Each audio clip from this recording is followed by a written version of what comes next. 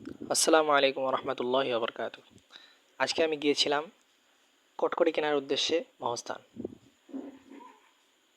শুরুতে আমি তিন মাথা থেকে উঠেছিলাম অটোতে। অতঃপর মাটিডালি এসে বৃষ্টির কারণে অপেক্ষা করেছিলাম।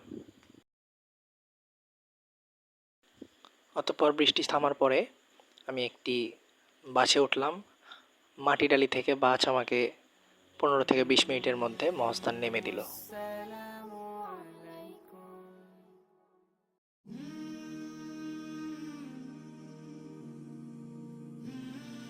অতঃপর মাজারে যাওয়ার উদ্দেশ্যে আমি মহস্থান মাজারের গেটের ভিতরে প্রবেশ করলাম।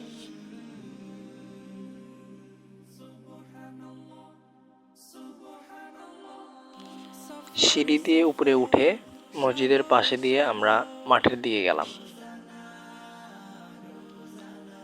আর বৃষ্টির কারণে আমি আসলে ভালো করে ভিডিওগুলো করতেও পারছি না। তো সামনে আপনারা যে ঘরটি দেখছেন, এটা হচ্ছে মহিলাদের ওযুখানা। এটা খুব একটা স্পেশাল এবং রেয়ার ব্যাপার যে মহিলাদের জন্য আলাদা ওযুখানা আছে।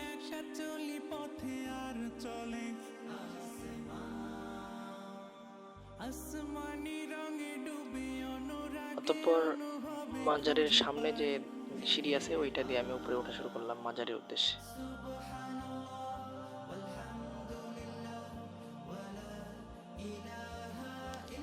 মাজারের সামনে গিয়ে আমি এদিকে ওদিকে দেখলাম, একটা ভান্ডারখানা দেখতে পেলাম যে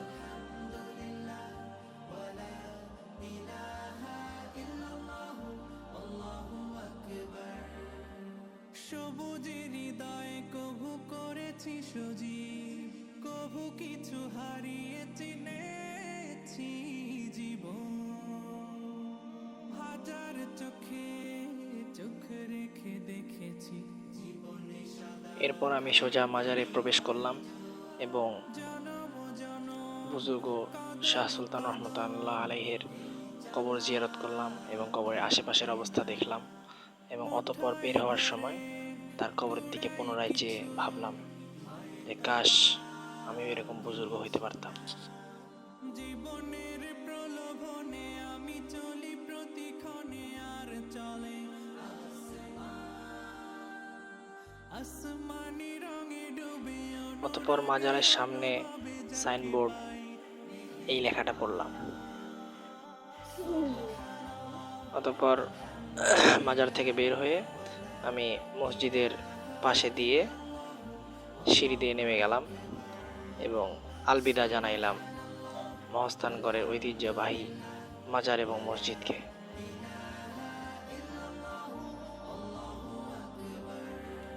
আপনাদের একটা বিষয় জানাই যে আমি এই ডান পাশের সিঁড়ি দিয়ে এখন নামলাম, তবে ওঠার সময় আমি ওই বাম পাশের সিঁড়ি দিয়ে উঠেছিলাম।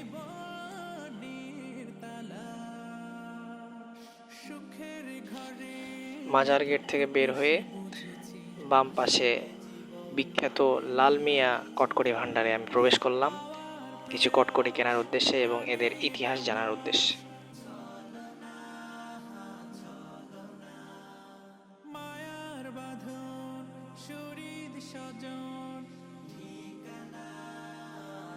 অতঃপর লাল মিয়া কটকটি ভান্ডারের বর্তমান মালিক জনাব সিয়াম আহমেদের সাথে আমরা কথাবার্তা বলি। তার কথাবার্তা শুনে আমরা জানতে পারি যে তাদের এই দোকানের বয়স প্রায় 200+ বছর, অর্থাৎ তার দাদার দাদা এই দোকান বা এই ব্যবসা আবিষ্কার করে।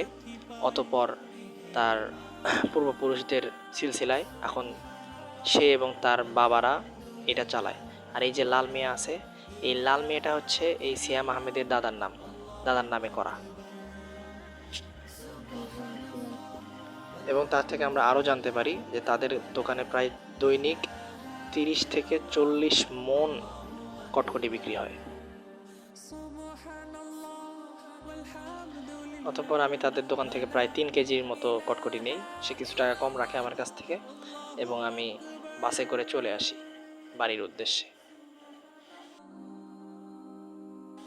আর এভাবে আজকের মহস্থান যাওয়ার সফর আমার এখানে শেষ হয়। তো সবাই দোয়া করবেন এবং দেখা হবে সামনে ভিডিওতে ইনশাআল্লাহ। আল্লাহ হাফেজ। আসসালামু আলাইকুম ওয়া রাহমাতুল্লাহি ওয়া বারাকাতুহু।